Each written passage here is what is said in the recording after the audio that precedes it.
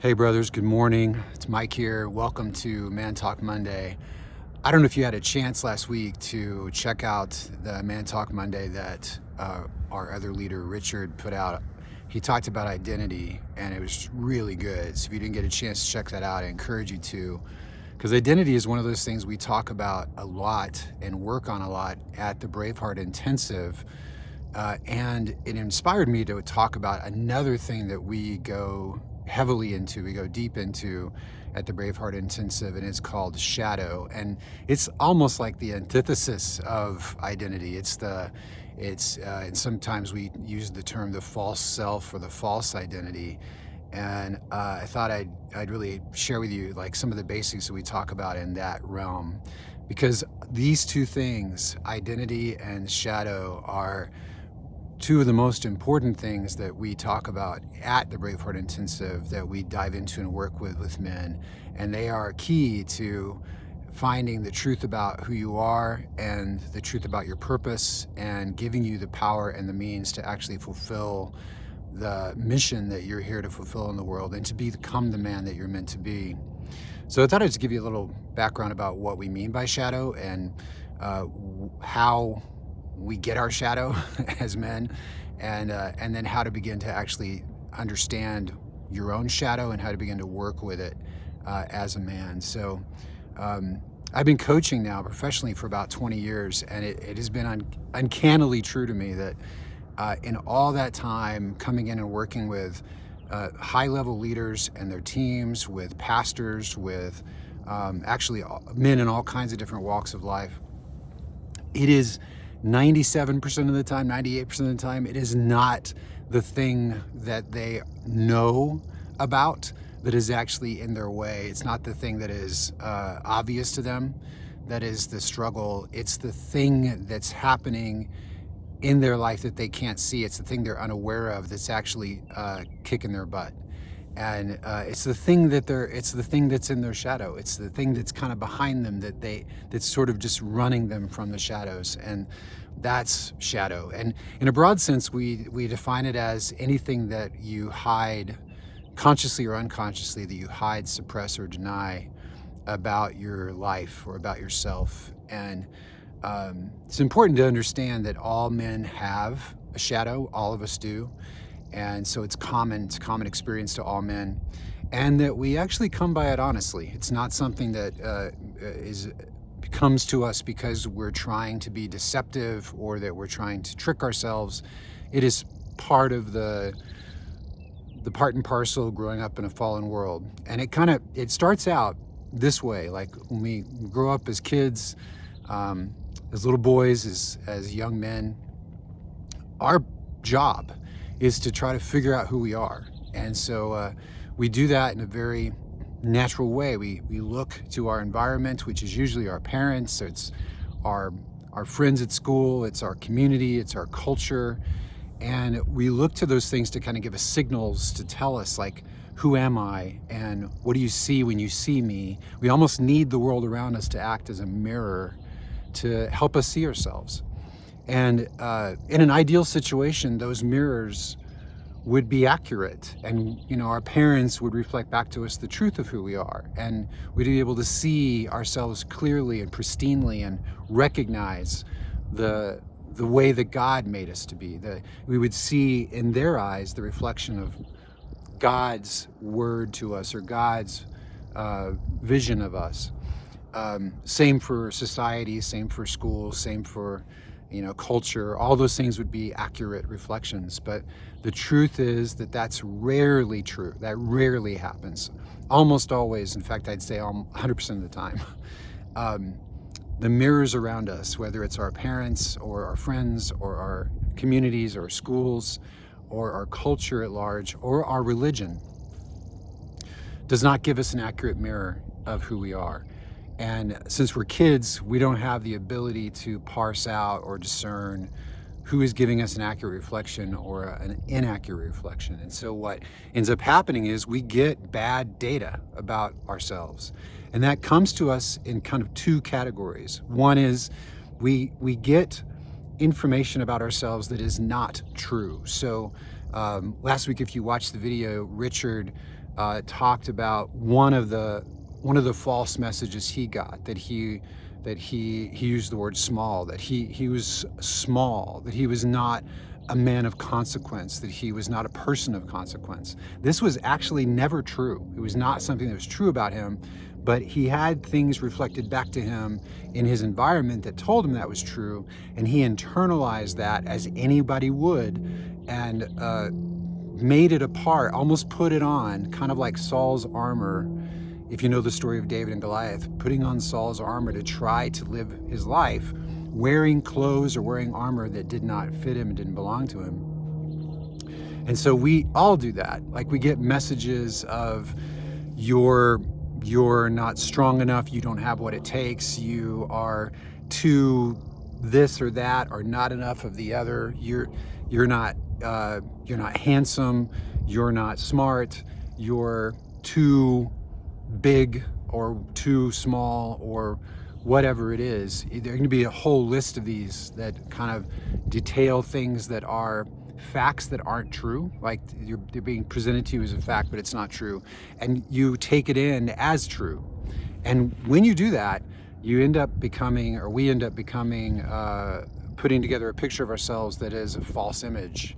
And for example, if I when I was growing up, I had an image that I was too big, kind of the opposite. Like, I was always the biggest kid in my class, and I grew up. We just come from a family of large people, and so I grew up the biggest kid in my class, and the other kids, we'd play King of the Hill or No Man on Feet, depending on what part of the country you're from, and I would dominate that game. And but what ended up happening as a result of that is that all the other boys would never want to play with me, and like, they would not let me play that game, and they would avoid me, and I started to be ostracized because it honestly wasn't any fun for them. And so I began to internalize this message that I was not acceptable because of my size.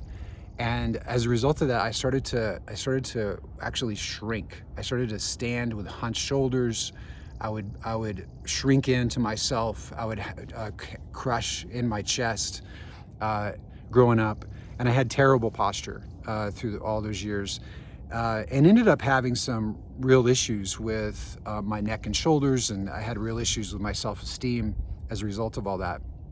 So it was never true that I was too big. That was just never the case, but I believed it was. And so that became a part of my shadow identity. I started to behave as if a thing was true that wasn't true. So that's an example. But another part of that is there might be things that are true or have been true for your whole life about you that were not accepted or were not welcomed in your family of origin or in your community or in your culture. And as a result of that, you would take those things that were true and beautiful, like you, at some point or another, you probably displayed them to the people in your world and say, what do you think of this? And the culture, the community, your parents, whoever said that's not acceptable. And so you would take that aspect of you, whatever it was, and you would push that back into shadow behind you. And as a result of that, you'd hide it or suppress it or deny it. One example of that for me is that I grew up in Southeast Texas, which is good old boy country, and most of the other kids there were, in fact, I can't think of a kid that wasn't like a rancher or a farmer or someone that worked in 4-H or worked on worked on mechanical, like engines and whatnot, that served the farmers or the ranchers. And so for me, a pastor's kid, I was not kind of in that world. And I was, however, artistic. I was creative. I had a huge imagination. I like to draw, and I like to paint, and I like to do things with my hands that were more artistic. And that was not, in that society, that was not a thing that young men did. That was something that young ladies did. And so that was labeled as effeminate, that was labeled as soft, that was labeled as girly. And so I took that and put that into shadow and hid that from the world, and I hid it from myself.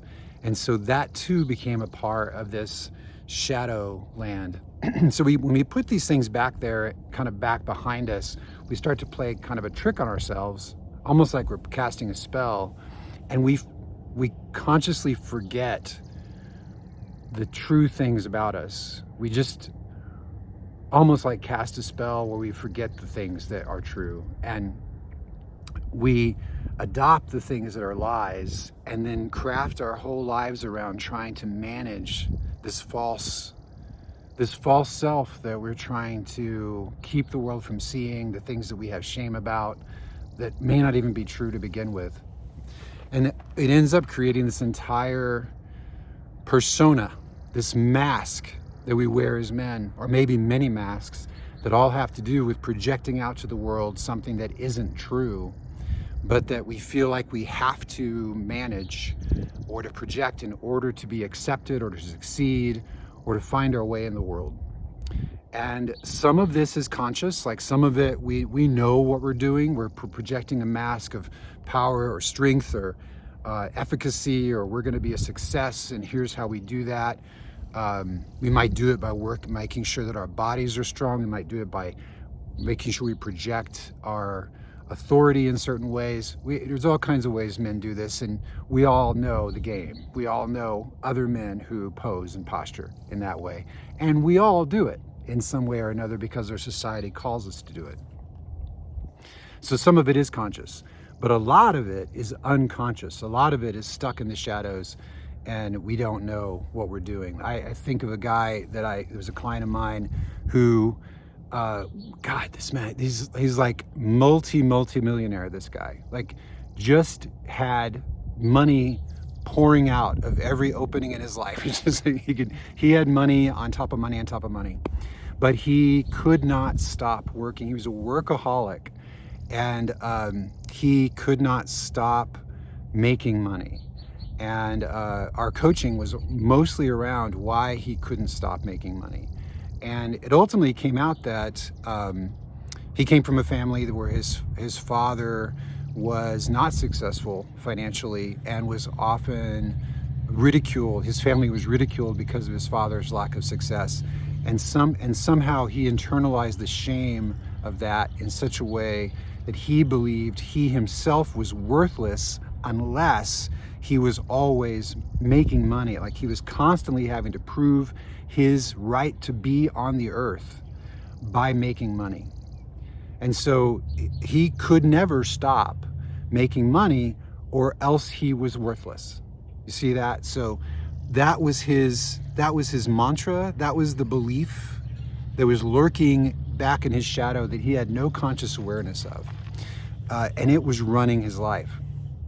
So those are just a few examples, but I say all that there are things that we hide, suppress, or deny about ourselves that we put kind of back behind us so they're no longer in view. And there are things that are either true about us that we hide, or things that are not true about us that we project out. All of that kind of falls in the realm of shadow. And in the work of Braveheart, in order, like Richard talked about last week, in order for us to actually step into the truth of who we are as men, which is way better than any of that crap, you have to make the unconscious conscious. You have to bring the shadow out into the light. You have to take a look, an honest, direct look at the shadow that you've been constructing consciously or unconsciously your whole life to project out into the world, or to hide the things about yourself you don't want people to know. And so we do that through the Braveheart Intensive, through a process that we call Shadow Mission. We do a lot of work around that. And the whole point of it, just to be clear, is for the sake of freedom. Because the fact of the matter is, and I've kind of hinted at this already, but the fact of the matter is that what you cannot make conscious from your shadow will always rule your life. It will always run your life. And this is true for every one of us. You want to know why you yourself, or men that you know, are constantly playing the same scripts over and over again that trap them in addiction, or they trap them in patterns, self-destructive patterns, or relationally destructive patterns, or they just can't seem to stop the hamster wheel that they're on because they're just driven in some way that they don't understand. All of that is because something is operating in the program of their shadow that is overriding every conscious attempt they make to try to change their life. The only way to get out of that loop is to make the shadow conscious, to bring what's back here that's hiding in your shadow out into the light where you can see it, where God can see it, and you can have a conversation, an honest conversation with yourself and with God about what's in your shadow. So that work is the counterpoint to identity work that we do. What is the truth about you? If those are all the lies or half-truths that you hide, suppress, or deny, what's the truth about you is the identity work that we talk about, which is super powerful. So I'm going to leave you with 2 things to suggest you do to start looking at your own shadow. But first, I want to tell you, as Richard mentioned last week, we have a Braveheart Intensive coming up this October 1st through 4th in Colorado Springs. It's already about half filled, and it's still several months away. So I'd recommend you check it out. We would love to have you there. It's I think you might already know this, but we keep these things small, so there's not a lot of spaces left. We keep them small so that we can do great focused individual work with every man who comes, and we would love to have you come and experience this work for yourself. It's a game changer, bottom line, for every man who's been through it. And so please check the link below, check it out, apply today, and let's have a conversation about it and see if it's right for you. So here's the things I want you to look at. If you're curious about your shadow, if you're really brave enough to take a look, then I want you to pay attention to 2 things. First, to begin to understand what's in your shadow. And this is really the first step, to start to inventory the things that you hide, suppress, or deny. The first is to start paying attention to what really sets you off about other people. When you look out in the world and you see other guys and how they behave or what other people do, and something just really, really ticks you off. Like, it's not just you don't like it, it really bugs you. It really bothers you when people do X or Y, when they say this or that, when they behave in a certain way. That's what we call in the coaching world a shadow flag. And it's like a yellow flag on the play of football. It's a signal that may point to the fact that that kind of reaction is a sign that you probably have something in your shadow that is related to that behavior or that attitude or that way of being in the world. If somebody, let's say, is always bragging, and that really sets you off when they're braggadocious, when they seem kind of conceited, and it really gets you when they do that, probably there's something about your shadow where you cannot have that in your life or tolerate that near you, because you can't tolerate it in yourself, because there's something in your shadow that says you can't be X or Y. And that's the mystery part you got to figure out. So there's that. The second thing is to pay attention to your own self-talk, to the ways you talk to yourself about yourself. Notice the phrases you use a lot as you talk to yourself. What do you call yourself? Do you use the word idiot? Do you call yourself an idiot? Do you say you're stupid? Are you down on yourself? Do you shame yourself on the regular? Are you hard on yourself in ways that are demeaning, in ways that you would never treat another human person? Do you have catchphrases that you say a lot, like you always do this, or something negative happens, let's say, and you go, that's the story of my life. You say things like that. Those are also shadow flags. They potentially point to beliefs you hold. They point to rules of play that exist in your shadow that you are either not conscious of at all or barely conscious of, that are actually running the program of your life. So begin to think about those things, write them down on a sheet of paper, and you begin to start to uncover this hidden program that is running you from the shadows. It's courageous work, but it's essential work, because which you cannot make conscious will always run you from the shadows. So that's my encouragement for you today on shadow work. And again, just encourage you to take a look at the Braveheart Intensive coming up in October. where we go much deeper into this and show you how to work with shadow in a redemptive way that sets you free so you're not stuck in patterns you don't want to be in anymore. Thanks a lot, guys. Please share this video, comment below, like it if you appreciated this work, pay it forward to another man who needs to hear it, and look forward to seeing you in a future video. Have a good one, guys.